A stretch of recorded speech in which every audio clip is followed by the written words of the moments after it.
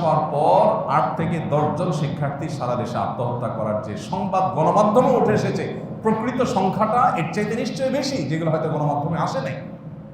কেন এই অবস্থা হচ্ছে?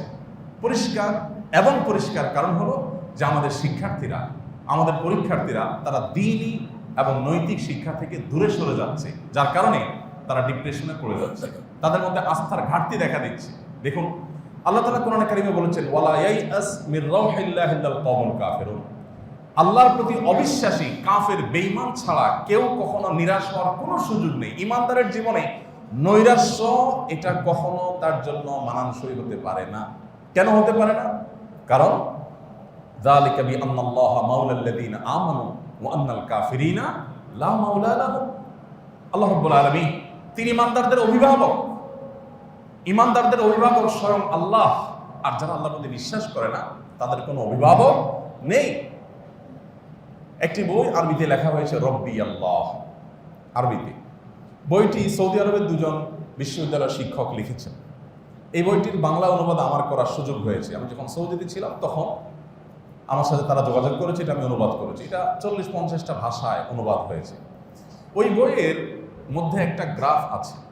এই গ্রাফটায়, চিত্রটাতে দেখানো হয়েছে পৃথিবী ধর্মীয় বিশ্বাসের আলোকে আত্মহত্যার রেশিও কাদের মধ্যে কত বেশি, কত কম, কাদের মধ্যে কম, কাদের মধ্যে বেশি।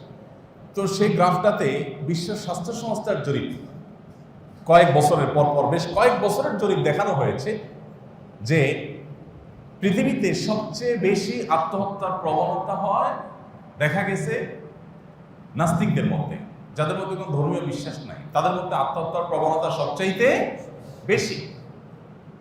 কেন সবচাইতে বেশি? একটু আমরা ভাবার চেষ্টা করেছি। কারণ যে নাস্তিক, কোনো ধর্মে বিশ্বাসী না, এই লোকটা, তার তো কোনো আস্থার জায়গা নাই। ধরেন কোনো কারণে মানুষের জীবনে তো ডিপ্রেশন, পেরেশানি, দুশ্চিন্তা, বিপদ আপদ আসবেই। এটা তো আমাদের জীবনের অংশ, তাই না? সবসময় তো আমাদের পথ চলা একেবারে মসৃণ হবে না, গোলাপ বিছানা থাকবে না, কাটাও থাকবে। তো এই সমস্যাগুলোতে একজন নাস্তিক কি করবে? সমাধানের বহু চেষ্টা করবে। যদি করে সে ফেইল হয়, কোনোভাবে সমাধান করতে পারলো না, তার পেছনে শুধু দেয়ালে পিঠ থেকে গেছে, এখন সে কি করবে? এখন আর কোথাও যাওয়ার জায়গা আছে? তার কারোর কাছে সাহায্যের জায়গা নাই। মামু হাই হ্যালো যা যা করা দরকার সব করছে, কোনো কিছুতে কাজ হয় না, তার বিপদটা দূর হয় না। এখন সে কি করবে?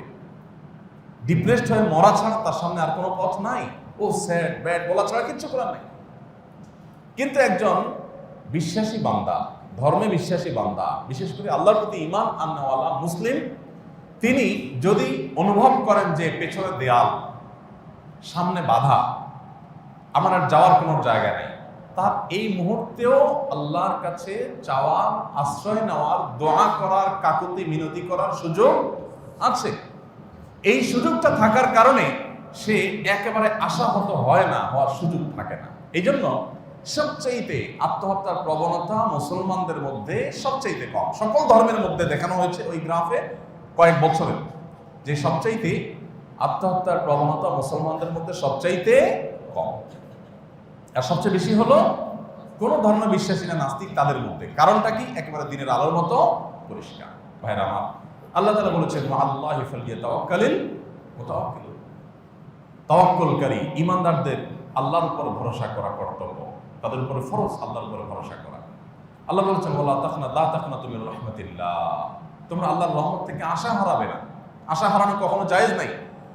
ডক্টর আব্দুল্লাহ জাহির রহমতুল্লাহি আলাইহি বলতেন, শয়তানের স্কুলের প্রথম পাঠ হলো নৈরাশ্য সৃষ্টি করা, মানুষকে নিরাশ করে দেওয়া।